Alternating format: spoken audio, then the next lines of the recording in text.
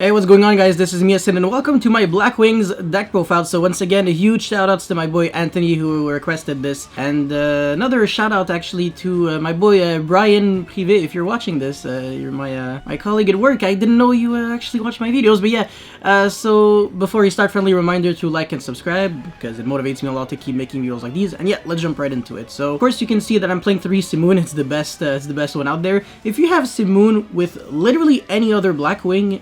Actually, no, sorry, you can't have Simoon and Oster in 3 blank cards because this card cannot be special summoned. But yeah, if you have Simoon with any other Blackwing outside of Oster, you are going to have a really cool combo, which I showcased in my combo video, or actually I kind of just talked about it. But you won't end on the same board that I actually ended on because I also had Zephyrus. I had Simoon and Zephyrus, which is a better combo because otherwise you're going to need another level 4 extender. You're going to end on 1 extra card if you have, you know, like let's just say you have Simoon, Chris, and Bora, but you know, it's irrelevant, don't worry. And then, of course, yeah, it locks you under Dark, but it kind of is worth it because the interruptions that you can do, even just with Darks, still, like, really insane. You can have Dark Requiem. Ultimate Falcon isn't an interruption, but it's still, like, a lot of pressure on your opponent. And then, of course, Full Armor Master. If you have Simoon, you always know that you have Full Armor Master, basically. And if you have the ability to combo a bit, then you're going to have Ultimate Falcon as well, because in this combo we actually go for Arsenal Falcon. And this card is nasty. It summons a level 4 winged beast from the deck, and when it is sent to the graveyard, while it had a Radioactive monster as an Xyz material, it's going to summon Ultimate Falcon from your extra deck and then attach itself to Ultimate Falcon. So it's really disgusting. Yeah, and then of course 3 Chris, the Crack of Dawn. It's a hard once per turn, so I want to say it's a bit worse than Bora because the piercing damage from Bora doesn't really come up too often. But Chris, the cool thing about it is that it cannot be destroyed by spells and traps once per turn, so sometimes you're going second, and this is your normal summon when you have Black Whirlwind because you don't want to start losing to random stuff, you know? Like, you don't want to lose to one trap and then pass turn because it is very normal summon dependent, and this is why, you know, we need actual nasty support if we want Blackwing to become a real legitimate deck. Right? Unfortunately, right now, I want to say the deck has a high ceiling without being necessarily, you know, unfair or anything like that. And then, of course, 3 Bora. It's not 1 hearts per turn because it is a very old card, but if you only have Boras in your hand, you can't always special summon them. You need at least 1 non-Bora, you know? Same thing with Chris, actually. Zephyrus, this card is super nasty. Zephyrus plus any Winged Beast extender is basically full combo. I'm pretty sure I talked about it. Yes, it was combo number 2 in my combo video. However, I didn't use Zephyrus once again. I used just 3 Blackwing monsters, but Zephyrus plus a Winged Beast, the exact same thing. It's really disgusting. I like it a lot, and yeah, even though it's a hard once per duel, it doesn't matter because, you know, you're going to use the effect once, and then you're going to special summon a bunch of Zephyrus from your deck, with Arsenal Falcon, with, what's his face, Weistrix, and then you're just not gonna have Zephyrus left in your deck, so you won't risk any dead draws or anything like that, so yeah. 3 Oster, of course, this special summons from the Banished, and when you play Allure of Darkness, which I am not playing right now, I actually dropped the card from my deck completely after doing my testings with this deck, because I actually make my testing replays before I finish the deck profile. Like right now, I can actually make the testing video instantly after I finish this. I won't though, because I have work at 3.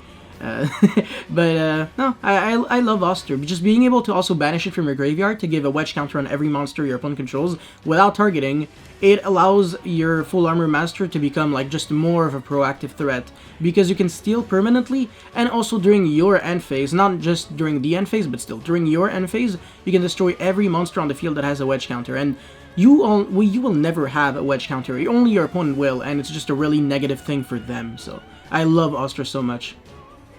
3 Gale, nothing to explain here. It's such a cool card. It's exactly like Bora, but this time it's a level 3 tuner, and it can have the attack and defense permanently, not until the end phase, and it's attack and defense. So you can actually jump over monsters with high defense. So against Dante, they have 2500 defense. You know, Dante drops to 1250 and Gale has exactly 13. So in a very simplified game state, just Gale the Whirlwind jumps over Dante. That's kind of cool. And I don't play Needle Fiber because I'm expecting it to get banned, but if Needle Fiber somehow dodges the ban list, then yes, you should actually be playing Needle Fiber just because of Gale. Apart from that, you don't really need it, because when you have Oster, you're not really Link summoning, actually, with Oster. You're kind of just Synchro summoning for full armor in order to play through Nibiru, because full armor is unaffected by card effects. So if you get Nibiru, at least you get to keep the full armor, and then you can steal the Nibiru right away. Oh, yeah. And then Gladius, the Midnight Sun. This is needed because you need specifically, you specifically need a level 3 non-tuner with very low attack that can be searched. If Gladius had a high attack, I wouldn't be playing it. But the fact that it has low attack allows you to kind of just, you know, play out games that are, like, just horrible. Like, for example, your hand is, like, double Black Whirlwind with Gale and, like, something horrible. Like on paper, it's like, oh, it's not too bad. You drew a lot of Black Whirlwinds. But the thing is, when you think about it, I only have one normal summon, and it's from a monster with very low attack, so I kind of have to do a lot. And yeah, you could have the argument of you can just go into Nothong and then normal summon again, but that's just linking up in order to do nothing. Like, you're just trading monsters so you can summon high attack monsters that don't create interruptions. And the goal is actually to sync the Gladius the Midnight Sun with the Orochi the Squall for level 4 old entity Stuga. And then you exceed with the monster that you summon with Y-Strix for the 4 Strix, and then you can play from there, because if you have 4 Strix and Y-Strix, it's full combo. You don't need anything else, basically. And yeah. But yeah, Gladius the Midnight Sun, after a bit of testing, I realized that it was needed, because sometimes I technically had hands that could physically combo, but I couldn't, just because I didn't play Gladius. And then 2 Harmattan, the Dust, it's like good, but it's not broken. The level modulating effect isn't that needed. It changes some things sometimes, because you can just randomly make a level 8 synchro with Harmattan and Gale, because it gains the level, it doesn't become the level. So yeah, it would become level 5, and then you would sync it with a level 3 in order to make Boral Savage. Not too bad, but not too broken. So you also have to do it very, very, very early, I feel like. Honestly, I just feel like I would probably trade Boral Savage for something else, because by the time you have a Link monster in your graveyard, no, I guess it's not too bad, but it's just that kind of interruption that just feels weird. And I played because it's a dark, so even if I actually went for Simoon first, I can still make Boral Savage, but yeah. And also, I can sync with the Obsidian Hawk Joe, revive back something, and then Orochi the Squall sync with, you know, with this for the Savage. Anyways, Singing Lanius, you search this with 4 Strix. Yes. Kaliga Clock Crow, that's cute. It's like a baby Blackwing that isn't a Blackwing. It just, if you control a dark monster, you can special summon it hard once per turn, though. No reason to play 3. And now this is something that I really have to explain, because usually when you see Ancient Cloak and Silent Boots, the first thing you think about is, oh, okay, I understand what you're trying to do. You're trying to send Ancient Cloak, banish it, summon Silent Boots, special summon it while you have Rusty, and then link away for Masquerena, and then banish from the graveyard to search something. Ironically, that is not what I'm trying to do. And I want to say, to a certain extent, yes, sure, it does actually reduce the ceiling a bit, because you actually cannot make IP Masquerena, since the rank up magic locks you under Xyz summoning from your extra deck only. But the thing is, instead of relying specifically on one play that actually could have Garnets in your deck, the thing is, you're kind of telling yourself, okay, whatever, even if I draw one of them, I can still access the card I really want to. So your Rusty is always going to be setting the rank up magic card, and then if you drew, for example, Ancient Cloak, you send Silent Boots, and then you search Shade Brigandine, and you can, you know, make the missing level 4, because Arsenal Falcon is getting you that second level, that first level 4. Or, you know, the other way around also works. So you drew Silent Boots, you just send Ancient Cloak. The only moment when you're, like, truly screwed is when you draw both, but come on. Can't do anything there. I mean, I'm not God, so yeah. Don't draw both, but yeah. That's my favorite sentence, by the way. If you don't want to see a card, just don't draw it. Yeah, 3 Ash, Upstart, Soul Shape Force. The thing is, you're locked under Dark if you go for Simoon, so you will never use this card, but it's fine because you're just setting your 2 Rank Up Magic Phantom Knight Force and also your Shade Brigandine, and those are the 3 cards in your combo, because White Strix gets you 1 Rank Up Magic, and then Rusty is going to get that Rank Up Magic and the Shade Brigandine.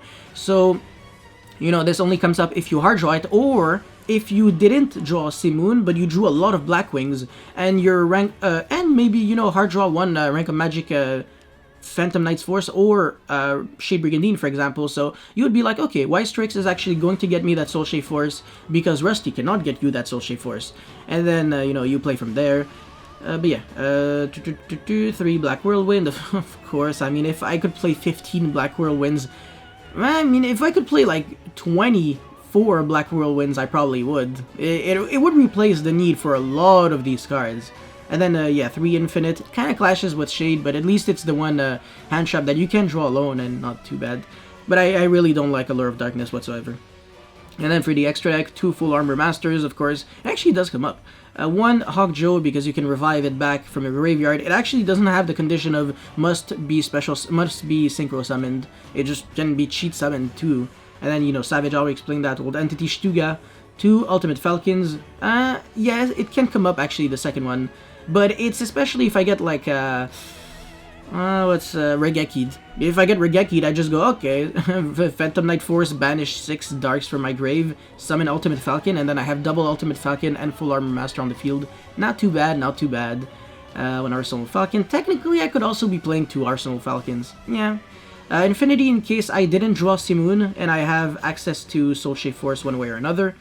Dark Realm with Dark Rebellion, of course, I don't have to explain that. Tempty for Doer. Sometimes you have another level 4 on top of having the full combo, so your Shade won't be making the 4 Strix. You'll actually keep it, and you'll be making 4 Strix with 2 other level 4s, and then you'll be using Shade with another level 4 in order to make Time Thief for Doer, which is an extremely good interruption. It's one of the better interruptions as a rank 4, but the issue with Redoer is that if you're not making him with Shade Brigandine, the card sucks completely. Yeah. And then for Strix, the very, very insane card. I really don't have to explain that. And then, yeah, Rusty Bardiche, White Strix, blah, blah, blah. Idea section, I honestly have nothing.